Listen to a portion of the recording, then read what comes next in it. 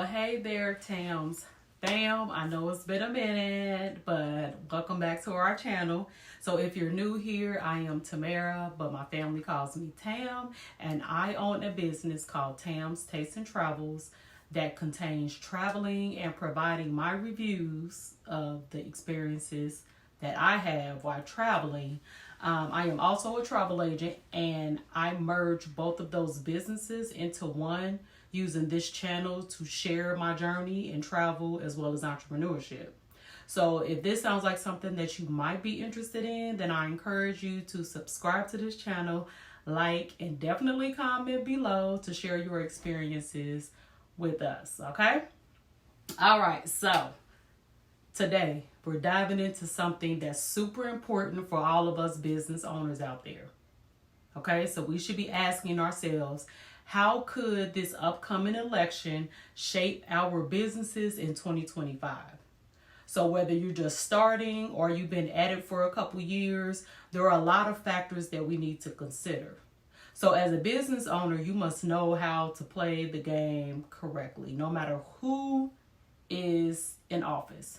But don't worry, we're here to explore all the angles together with an open mind and understanding about how to make strategic decisions in our business, no matter who gets in office. Okay? All right. So why should we care about the election as business owners? Well, elections bring some changes, some big, some small. They can affect our daily operations, our finances, and even our future plans.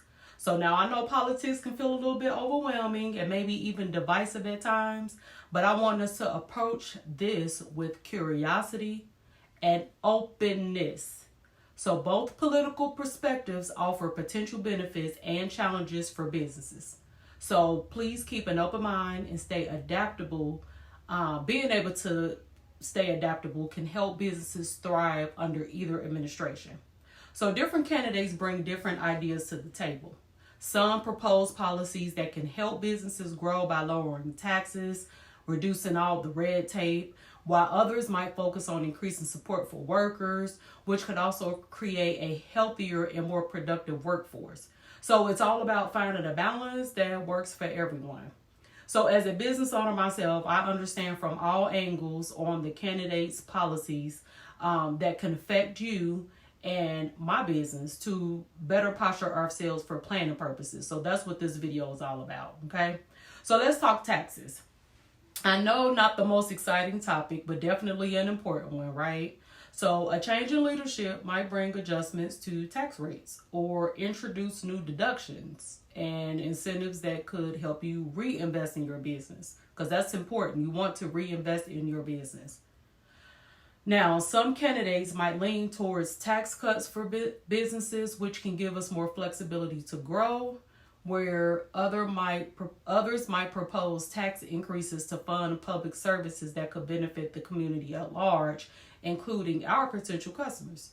So it's worth considering how these different approaches might affect both your bottom line and just the world around you, period, okay? Just your community. So next up are regulations. I get it. This word can sound like it's a problem. But regulations are often there to create a fair playing field, to protect our consumers, as well as ensure that businesses act responsibly. So depending on who's in office, we might see changes in labor laws, environmental rules, or just safety standards, or just anything.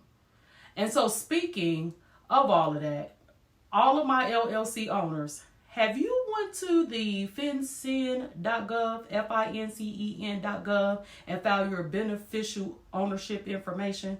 Because there are two types of reporting companies.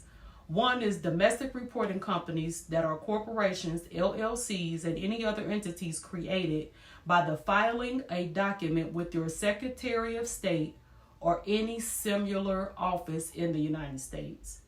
There's another one, foreign reporting companies. Those are entities, including corporations and LLCs, that are formed under the law of a foreign country that have registered to do business in the United States by filing that document with a Secretary of State or similar office.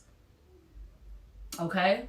So those reporting companies that are created or registered on or after January 1st of 2024 and before January 1st of 2025 will have 90 calendar days after receiving notice of the company's creation of registration has to file their initial BOI report. This 90 calendar day deadline runs from the time the company receives actual notice that its creation or registration is effective, or after your Secretary of State or similar office provides public notice of its creation or registration. So whichever is earlier. Reporting companies created or registered on or after January 2025 will have 30 calendar days from the actual or public notice that the company's creation or registration is effective to file their initial BOI reports within FinCEN. So for more details on how to file the BOI, please check out my other video, and I'll make sure to link it below. Okay. So for some of us, fewer regulations might mean less paperwork, more freedom to innovate and do whatever it is that you want. But for others, new rules could actually help us by making sure that everyone is playing by the same rules. Hint, hint, them PPP loans. Okay. But whatever the case is, it's all about finding that sweet spot where businesses thrive and communities can benefit too. So as a business owner, we all have a responsibility to our communities to make sure that we have the most effective and the most responsible businesses. So how do we stay ready for whatever comes our way when it comes to these elections? Well, like I said, keep an open mind, stay informed, look into each candidate's policies, not just on taxes and regulations, but on everything that could affect your business. And remember, there's no one-size-fits-all answer. So what works for one business might not necessarily work for another. And that's okay, because that's the whole point in trying to stay informed, right?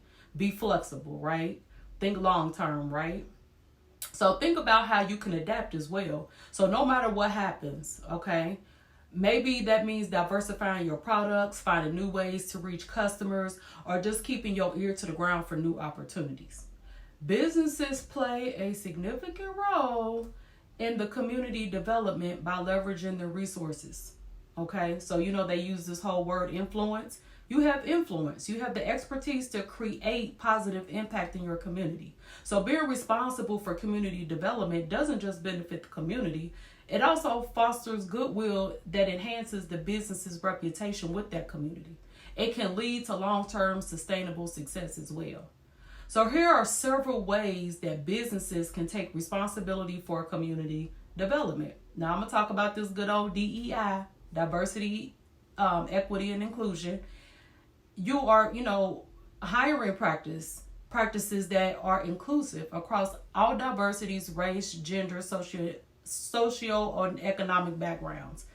These businesses bring different perspectives and ideas, but it also helps uplift underrepresented groups in the community. Supporting minority-owned businesses like myself, partnering with and supporting minority-owned businesses helps promote equity and economic growth. This can be achieved by offering mentorship, providing investments, or just creating opportunities for collaboration with diverse suppliers.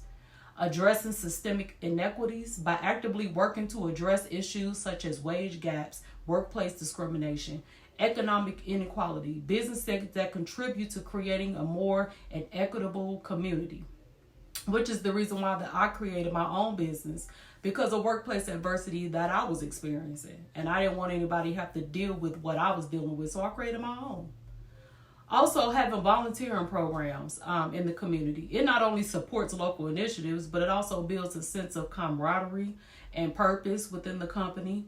Some businesses offer paid time off for employees to participate in volunteer activities or opportunities. There's also community improvement projects. Businesses can take the lead in sponsoring or organizing local development projects such as building parks, renovating schools, doing the Habitat for Humanity, help building houses. Those kind of projects improve the quality of life for residents as well as create a vibrant community. And my overall favorite, sustainable economic development by encouraging entrepreneurship. All businesses should support our local and small businesses. It will access for them, just capital, innovation, and will actually help just benefit the whole entire community. My motto is everyone should have their own business and own their own business. That's just what I personally think. Well, thanks for tuning in, Tams fam.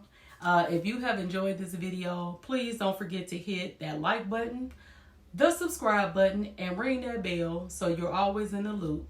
And I'd love to hear your thoughts and comments, what you are hoping to see from the next election. And how do you think it would impact your business? Okay? So please, let's keep the conversation and comments friendly and open-minded. So stay tuned for more videos, and I will see you all soon. Bye.